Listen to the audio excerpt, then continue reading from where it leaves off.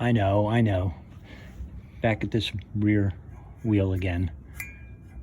I did, when I was testing the car at one point, went to back the car up in the driveway here, and I applied the brakes. Not really that hard, but just enough to slow down the car, and I heard a clunk, clunking sound.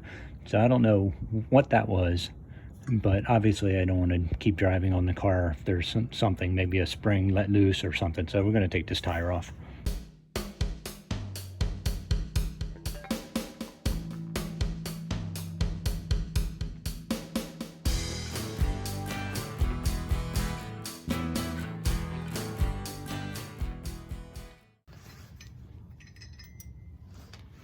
Old fashioned.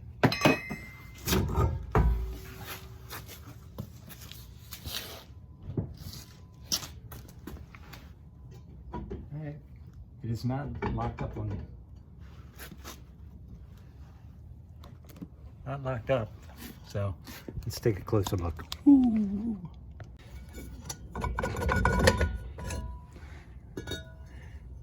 Alright, so whatever clunk I heard doesn't seem to indicate that any of the springs let loose. I can tell you though, it is quite dusty in here, considering I just changed this out. There's a lot of dust already. Now let's take a closer look. Let me get a light back here, make sure everything looks good. So the only thing I was mildly concerned about was the orientation of these springs. So I did go get my handy instruction set here, and it looks like this spring goes around the back of the anchor, and then that cable goes, and then the other secondary return spring. And that's the way this is oriented. We got it going this way, we got this cable, and then we got the other spring. So I mean, everything looks good here. The only thing that kind of gives me a little bit of pause is how these are offset a little. I don't know if that's any indication of anything. Maybe that the backing plate is distorted. I do not know, but I guess we'll just adjust these and we'll give it a go and see what happens. I don't think it's anything to do with the emergency brake. It's very loose at the moment. So, all right, well, we checked it out and everything's fine. Hi, this is Ava. There's still something not right with this brake. Jay ran the car for a long time after shooting this video, and that brake is still getting hot. He said he can also hear it rubbing. There's still something going on that Jay will have to revisit. He'll figure it out. He's my hero. All right, I want to talk about this choke, the electric choke. This is another thing that I kind of just quickly installed but never really set up. And you can see it's cold. The engine is cold. And you can see the choke plate is completely open, which is not too unusual. But what normally is supposed to happen is you get in the morning and you press the pedal down. And then what's supposed to happen is this choke plate is supposed to close. So obviously when you go to start the engine's choked off. You're getting a very rich mixture, so you can start the car. And then as it warms up, of course, this choke plate will open a little bit. And then as it warms up, it'll open up fully like this, where it will stay when you're operating the car at normal temperature. And you can see that that part didn't work, and I think it's because this is getting bound up with this choke. It's not really adjusted, and there are ways to adjust this, and that's sort of what we're going to look at right now. Okay, so I took the choke rod off. You know how these work, right? This little clip that goes on there and gets clipped to the rod. I'll put this here, remind me. All right, let's see if this operates properly now. So it would go to accelerate the engine, and then that's supposed to fall down, and it's not. So part of the problem may be that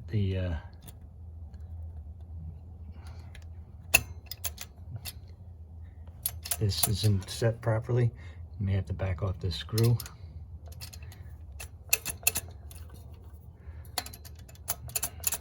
Now, what is this hitting? Can we see? No, it is hitting that screw, so I'm going to back off that screw a little bit. All right, for a novel approach, I did break out the instructions. Hey, look at that. So, choke plate is closed.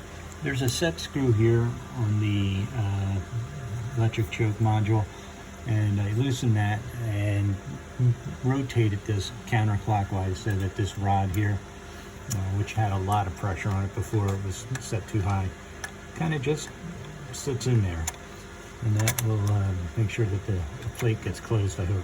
So I'm going to put that clip on and we'll test everything out and see how it works. Okay, we're going to do cold start video. It's the big deal with the cold start video.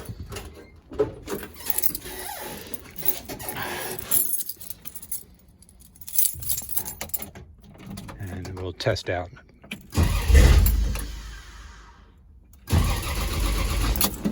Maybe that's why they have cold start videos. Give it a little gas.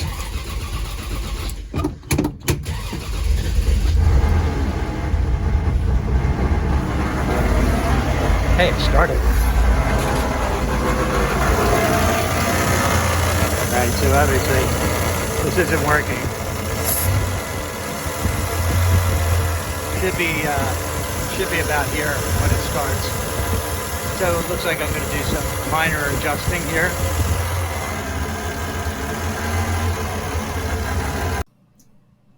So I really don't have video of this, but I can explain it with pictures. Here's another adjustment that I needed to make to the Amazon carburetor to get the choke to work properly. This is called setting the fast idle cam, which you can see in the box in red, and also adjusting that rod that has an arrow to it, which I didn't have to do, but you may have to do.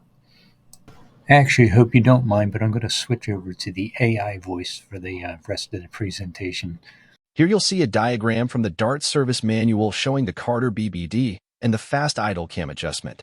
This is on the side of the carb near the throttle and is set by adjusting screws, similar to setting the base idle.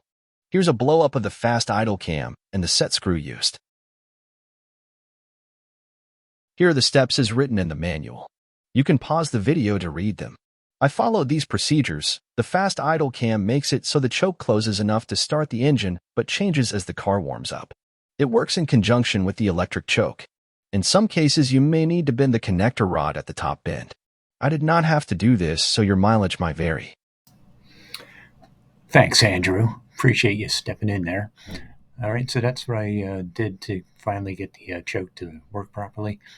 So let's move on with some more fixes. All right, under here is another little gotcha that I never quite finished. Can you see it here?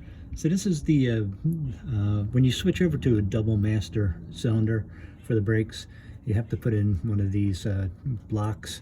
Basically what it does is it sends fluid to the front, and then a separate section sends fluid to the back. That's this line here.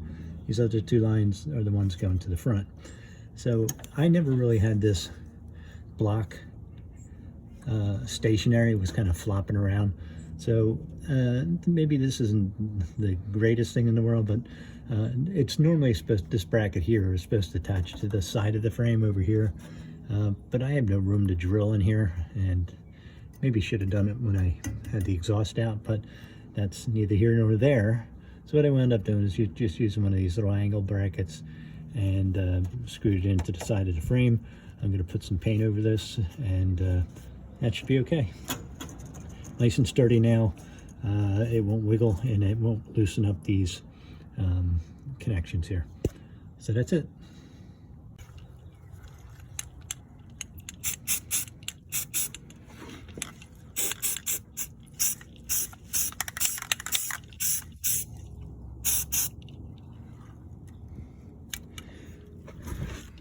It's hard to see what's happening in the engine bay when you're working by yourself. So I set up the camera so I can see what's going on when I press the gas pedal. As you can see, the geometry is still wrong with this made-up bracket assembly. I'll need to work on that before the kickdown works.